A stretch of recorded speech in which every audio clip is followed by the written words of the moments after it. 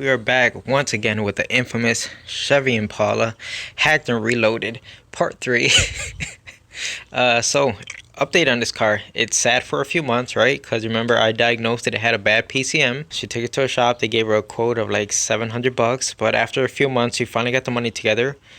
Took it back to the shop and they put a used PCM on it and supposedly they programmed it. Car starts up every single time now. Drives just fine. She's been driving it for 2 months now, and we now have our 5-volt reference number 2. I believe it was number 2. We have that back again, and I'll show you right here on the scope that it is back.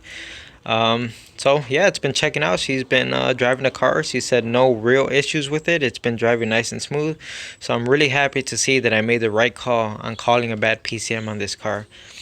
But it's back for a different issue, kind of, but not really. The power steering, if you remember in my previous videos, and I'll put links to all that stuff, we had power steering whine, and the pump was making all kinds of noise, and it kept pushing the fluid out the top. So I ended up replacing a pump, and the power steering was working fine. But guess what? She has to keep refilling the power steering fluid, and at the moment power steering does not work because there is no fluid in there. So she asked me to find out what's leaking, what needs to be fixed, and let's go ahead, look at this, and let's see what we can find. Unfortunately, it still has the broken window back here, and it still has the cracked windshield. Okay, so one quick look underneath the car, because I figure on a car this old, the rack and pinion has to be leaking, right? So if we look at the bellow real fast, you can see the bottom side of it looks moist. And you can see right there, I already removed the clamp off of the bellow. And I tried to see if I could get fluid to pour out of there, signifying that it's completely filled with power steering fluid, but I couldn't really get any. But I mean, it's very clear that that bellow is saturated in power steering fluid. I don't know how much is in there, and sure, that fluid could be coming from up top off of the engine, but to me that just looks like there is fluid inside of that bellow, and I'm sure that seal is you know, compromised. But I think the real issue here is coming from up top. Okay, let's have a closer look at this, because if you look at the side of the engine here, everything is completely wet. There's no reason why this should be this wet if the leak was at the rack and pinion, okay? It shouldn't look all this fresh. This all looks like completely fresh, as in it's a ongoing leak coming from up top, okay? So that's where I'm suspecting we have a leak somewhere up top right here at the new power steering pump that I installed.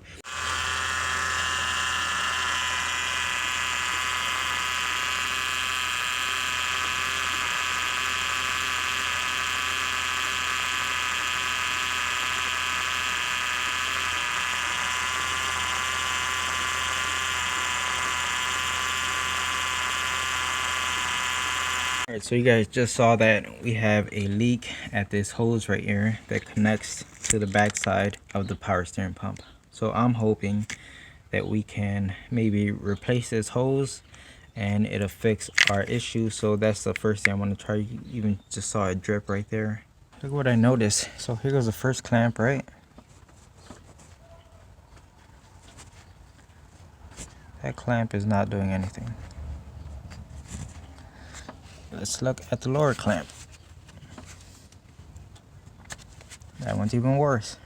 I don't remember the clamps being this loose like this. At any rate, they need to get replaced. Here's the piece of hose that came off of the car. Yeah, it just kind of slid right off. There was like no tension at all holding this thing on. It's just like the ID was just too worn out. So I ran to AutoZone and picked up this hose real fast. Hopefully it'll fit. Let's give it a shot. And I got some new clamps for it, so let's see if it works. And to me that looks like a fix. The hose fit perfectly, nice and snug. There was nothing loose at all about this. As you can see, I got brand new clamps on it, one there and one there. So at this point I'm just gonna go ahead, fill up the power steering system. I still gotta put the clamp on the inner tie rod back there, put it back on the bellow. But like I said, let's fill up the power steering fluid system and basically purge out the system, bleed out the system, get the air out of it, make sure everything's working, get the whining noise out of it, and after that only time will tell. Okay, so now we know this leak right here is going to be fixed, and if the issue completely goes away, then it's a fix. But if the owner still has more issues with this power steering thing, then we're gonna have to look into what else is leaking. Like I said, I'm suspecting that rack and pinion is leaking. But let's start with the small inexpensive things. The things that we saw for sure are dripping and leaking, so hopefully this fixes it and owner doesn't have any more issues with it. All right, so I'm done bleeding the power steering system. As you can hear, there's no more whine coming from it.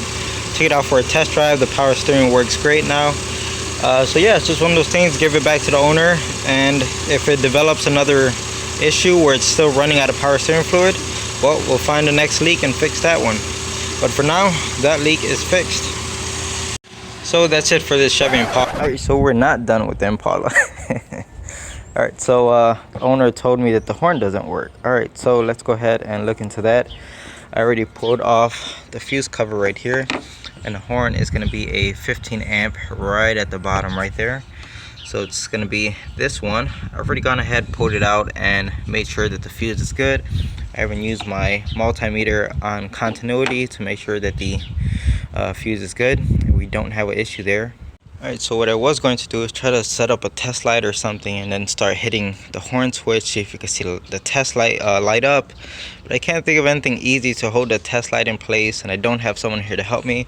So let's just go the other way around. Okay, so I got the power probe right here. Like I said, that fuse should have power whenever the horn gets turned on. So instead of sending the signal from the switch, let's see if we could just feed power to the system. And if everything's working like it should, the horn should turn on when we give this fuse power. So let's go ahead and try it. I'm just going to turn off the volume on the power probe. See, we're making contact right there. There you go. The wiring from here to the horn is good. The horn is good. Of course, we still have to check things because there could be a broken wire somewhere else. But come on, guys, look at that steering wheel. And I don't know if you noticed, but that steering wheel is also pushed in, so there isn't much play. Alright, so these steering wheels are supposed to be like pushed out a little bit, so that when you push down on the horn, you know, it has like that spring action. But this thing is like completely pushed all the way back in. So I mean, it's not even returning how it should. I'm like, at this point, I'm like 95% certain we have a bad switch here. Honestly, I'm not getting paid for this. You know, if I tell them, hey, I need a new switch, and it turns out it's part of the airbag assembly, are they really gonna pay to get it fixed? I mean, look at the cracked windshield, and the fact that we still have this window broken. So I'm gonna tell them what my best thought is, but honestly, I don't want to sink too much time into this. The fact that I eliminated the horn and the wiring going from the fuse panel to the horn, everything is fine. And the fact that all of this just looks mangled up, I have no problem making a call, telling the owner that the switch behind here is bad. I don't know. Maybe I'll talk to the owner. If she agrees to pay for my time, I'll take it apart and see what's going on. But I think we're pretty much done here, guys. So I decided to remove the airbag. As you can see, I have it sitting right there. And I kind of misspoke when I said it's going to be the airbag that has to get replaced, because no, obviously the airbag is separate. It's actually the I was going to say cock spring. It's the clock spring. That's what I said. I said clock spring, okay? So the clock spring is part of the horn system. You can see this metal bracket right here is spring loaded on all sides, and it has wires running to each corner. You can see them right there. You can see them right here. So when you push down on this, it's supposed to complete the circuit and I guess ground itself out or whatever it does. But the point is, we get absolutely nothing out of it. So I think the clock spring is at fault here.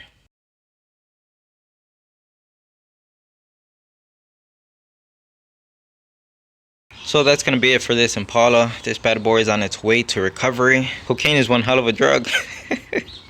Stay off of drugs, Impalas. So yeah, I just thought I'd put this video together and show you guys who have been asking about it, what's going on with the car, whatever happened to it. So now you know.